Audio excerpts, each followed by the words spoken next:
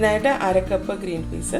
ഇത് ഓവർനൈറ്റ് വെള്ളത്തിൽ കുതിർത്ത് വെച്ചിരുന്നതാണ്. അതിനുശേഷം നന്നായിട്ട് കഴുകിയെടുത്തു. ഇനി വേണ്ടത് ഉരുളക്കിഴങ്ങ്, ഒരു ചെറുത് മതി. ഈ ഒരു വലിപ്പമേ ഉള്ളൂ കേട്ടോ. ഇത് ചെറിയ കഷ്ണങ്ങളായിട്ട് അരിയണം. 12 പീസായിട്ടാണ് മുറിച്ചിട്ടേക്കുന്നത്. കുക്കറിലേക്ക് ഈ ഗ്രീൻ പീസും ഉരുളക്കിഴങ്ങും മാറ്റണം. ഇതിലേക്ക് ഒരു 1/2 കപ്പ് വെള്ളം, കുറച്ച് ഉപ്പും കൂടെ ചേർത്തിട്ട് ഇതൊന്ന് വേവിച്ചെടുക്കണം. ഇതൊരു 2 ലിറ്ററിൻ്റെ കുക്കറിലാട്ടോ വേവിക്കാൻ വെച്ചിരിക്കുന്നത്.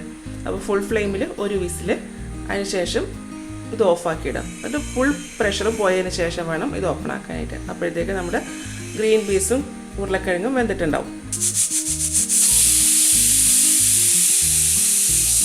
ഇനി സ്റ്റൗ ഓഫ് ചെയ്യാം. ഇത് ഫുൾ പ്രഷർ പോയതിന് ശേഷം വേണം ഓപ്പൺ ആക്കാനായിട്ട്. ഇതിന് തേങ്ങാപ്പാൽ വേണം. അതിനായിട്ട് 1/2 കപ്പ് ഫ്രഷ് തേങ്ങ, അതൊരു മിക്സിയുടെ ജാറിലേക്ക് മാറ്റും. 1/4 കപ്പ് ഇളം ചൂടുവെള്ളം. ഇനി ഇത് നന്നായിട്ടൊന്ന് അരച്ചെടുക്കണം. ഇതുപോലെ അരച്ചതിന് ശേഷം ഇതൊന്ന് അരിപ്പയിൽ കൂടെ അരിച്ച് പിഴിഞ്ഞെടുക്കാം. ഒരു 1/4 കപ്പ് വെള്ളവും കൂടെ മിക്സിയിലേക്ക് ഒഴിച്ച് കഴുകി ഇതിലേക്ക് ഒഴിക്കാം. ഇത് നന്നായിട്ടൊന്ന് പിഴിഞ്ഞെടുക്കാം.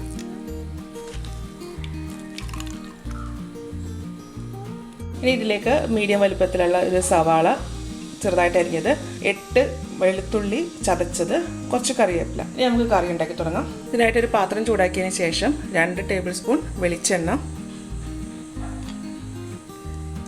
ഈ കറി വെളിച്ചെണ്ണയിൽ തന്നെ ഉണ്ടാക്കണം കേട്ടോ, അതാണ് ടേസ്റ്റ്. എണ്ണ ചൂടായതിന് ശേഷം വെളുത്തുള്ളി, ഇതിലേക്ക് സവാളയും കറിവേപ്പിലയും ചേർക്കാം.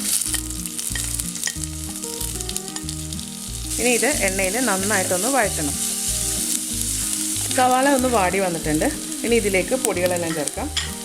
1/2 ടീസ്പൂൺ മഞ്ഞൾപ്പൊടി, 1/2 ടേബിൾ സ്പൂൺ മല്ലിപ്പൊടി, 1/2 ടേബിൾ സ്പൂൺ മുളക് പൊടി.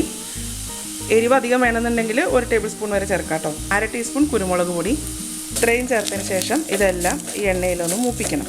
ചട്ടിയിലായതുകൊണ്ട് ചേർത്തിരിക്കുന്ന പൊടികളൊക്കെ പെട്ടെന്ന് തന്നെ മൂത്ത് വരും. ഇതിലേക്ക് വേവിച്ച് വെച്ചിരിക്കുന്ന ഗ്രീൻ പീസും ഉരുളക്കിഴങ്ങും ചേർക്കാം. ഇതെല്ലാം കൂടെ ഒന്ന് യോജിപ്പിക്കാം. ഉരുളക്കിഴങ്ങ് ചെറുതായിട്ടൊന്ന് ഉടച്ചു കൊടുക്കാം.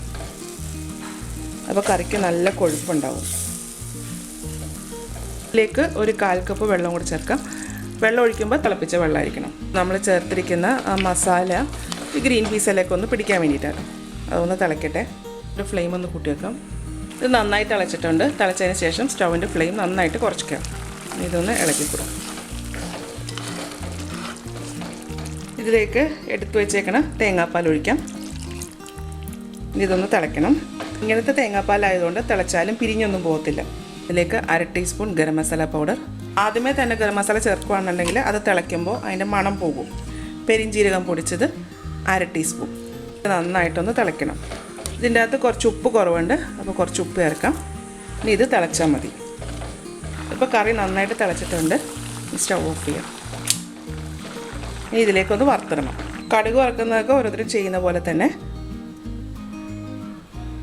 1 ടേബിൾ സ്പൂൺ വെളിച്ചെണ്ണ, ഇതിലേക്ക് 1/2 ടീസ്പൂൺ കടുക്,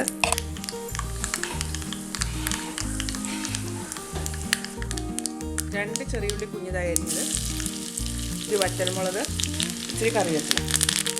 ഉള്ളി മൂത്തിട്ടുണ്ട്. സ്റ്റൗ ഓഫ് ചെയ്യാം. ഇത് കറിയിലേക്ക് ഒഴിക്കാം. അപ്പോൾ നമ്മുടെ ഗ്രീൻ പീസ് കറി റെഡി ആയിട്ടുണ്ട് കേട്ടോ. ഇത് അപ്പത്തിനും ഇടിയപ്പത്തിനും, പുട്ട്, ചപ്പാത്തി, പൂരി, അതിനൊക്കെ എല്ലാത്തിനും നല്ലൊരു കോമ്പിനേഷനാണ് കേട്ടോ. തേങ്ങാപ്പാലൊക്കെ ചേർത്തുണ്ടാക്കുന്നതുകൊണ്ട് നല്ലൊരു ടേസ്റ്റാണ് ഈ കറിക്ക്.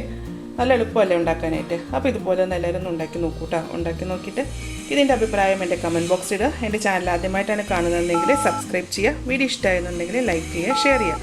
അപ്പോൾ ഇനി അടുത്ത ദിവസം അടുത്ത റെസിപ്പിയുമായി കാണാം. Thank you.